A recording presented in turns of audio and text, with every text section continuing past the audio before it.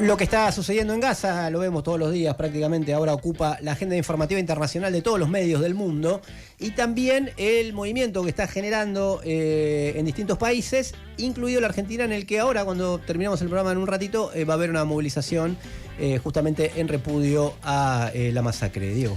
Sí, a ver, vamos a empezar con por ahí una notita, una cosa de novedad, que es que ayer el gabinete del gobierno de Benjamín Netanyahu votó y aprobó un plan para ocupar directamente toda la Franja de Gaza. Tienen el 60% de la franja ocupada, ahora van por toda, lo que es una especie de solución final, ¿no? Pues, pongamos entre comillas, pero sin comillas, para terminar esto que estamos viviendo, que es lo que se transformó en una noticia cada vez más creciente, que antes no lo era, y tiene mucho que ver lo que vino pasando durante todo este tiempo en el mundo para cumplir este rol tan importante que, por ejemplo, gobiernos como los de Reino Unido, los de Francia, se empiecen a pronunciar en contra de lo que está pasando en la Franja de Gaza, que Israel, o Netanyahu concretamente, empieza a estar cada vez más aislado a nivel internacional, salvo en Argentina, obviamente. Claro. Incluso se jugó con que podía llegar a venir, tiene una denuncia y puede quedar detenido porque la Corte Penal Internacional lo está juzgando. O sea, si llegaba acá, podía llegar incluso a quedar detenido. Sí, Netanyahu está logrando el aislamiento internacional, sí, del Estado y del gobierno de Israel, sí, por su política, ¿no? Prácticamente está quedando Milei solo apoyándolo. Por ahí podía venir tranquilo, no creo que nadie lo detenga, porque otro dato es que se confirmó el procesamiento contra Vanina Biasi, referente del Frente de Izquierda. El juez, una causa que es increíble, voy a decirlo así. Es lo que se opina, sí. Por decirlo, claro, básicamente. Así que parece que la justicia argentina sigue muy a tono con la política del gobierno de Milei de seguir apoyando el genocidio que se está dando en Gaza. Pero hoy quería agarrarlo de otro lado, porque hace unas semanas hablamos de lo que está viviendo la población palestina, que es brutal. Un dato es lo que dijo el UNICEF el otro día, que es que en Palestina está muriendo por día un aula. Ese fue el dato, porque se calcula que 28 niños y niñas mueren por día por hambre o por ataque del ejército israelí. Pero eso lo hablamos hace unas semanas. Hoy quería enfocarme en algo que es clave. ¿Qué es lo que está pasando en el mundo y por qué esto que hace unos meses, años, parecía que no se podía hablar, se transformó en un tema y en un debate internacional? Y ahí el factor son las movilizaciones que vienen recorriendo. Yo me puse a buscar, dije, vamos a hacer un poquito de arqueología, me pongo a buscar. Ya en noviembre del 2023, en una columna de este programa, hablábamos de las movilizaciones.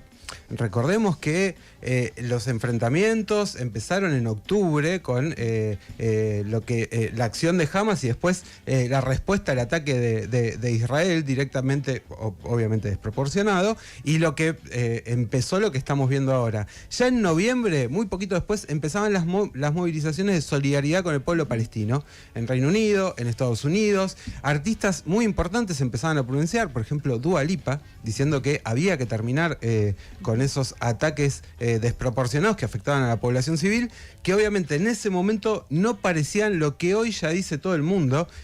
Estamos hablando de no solo organismos internacionales, sino figuras muy importantes israelíes. Por ejemplo, David Grossman, un reconocido escritor, dijo el otro día en un diario italiano, yo no me animaba a decirlo, me negaba a decirlo, pero la verdad que hay un genocidio, lo que está haciendo mi país en Gaza es un genocidio.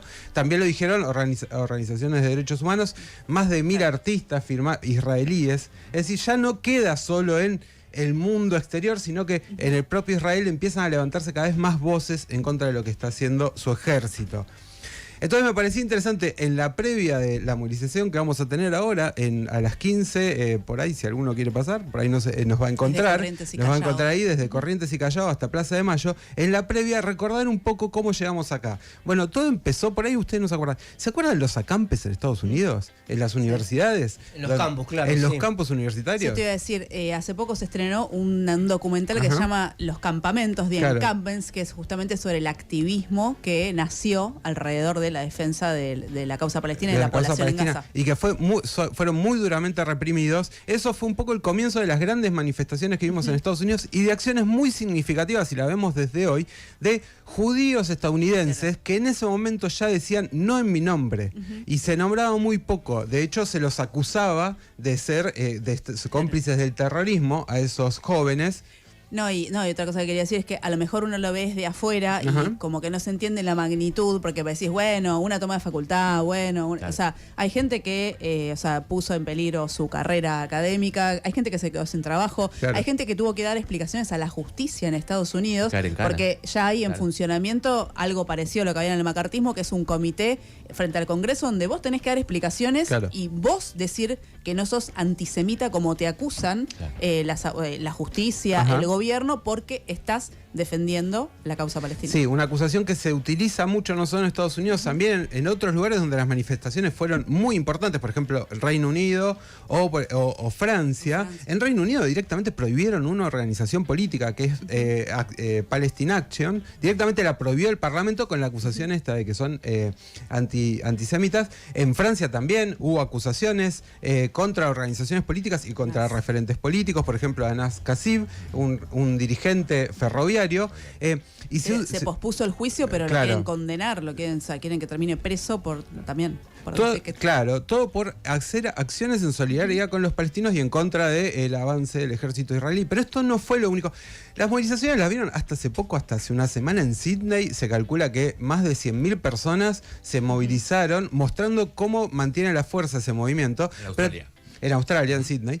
Pero también hubo cosas muy significativas, por ejemplo, acciones de sindicatos en Bélgica, en Italia, en Marruecos, bloqueando, junto con activistas, bloqueando la salida de buques que llevan armas a Israel. Esto, que son acciones que no parecen tan importantes, sirvieron mucho para mostrar las empresas y los gobiernos que le mandaban ayuda con armas a Israel. De hecho, varios, por ejemplo, el gobierno del Reino Unido tuvo que empezar a decir, bueno, vamos a mandar menos armas.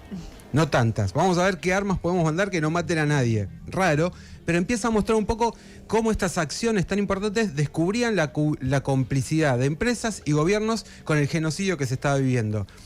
Todo esto lo vinimos relatando, nosotros hablamos mucho de esto, lo venimos relatando mucho, pero me parece que sigue teniendo fuerza y me parece que es clave para comprender que lo que está pasando en Gaza no nos puede ser ajeno, pero no nos puede ser ajeno porque podemos cumplir un rol. La movilización de hoy es importante, continuar la movilización internacional es importante, porque si ya cambió todo esto, probablemente nuestra acción pueda terminar con el genocidio que estamos viviendo. En Instagram.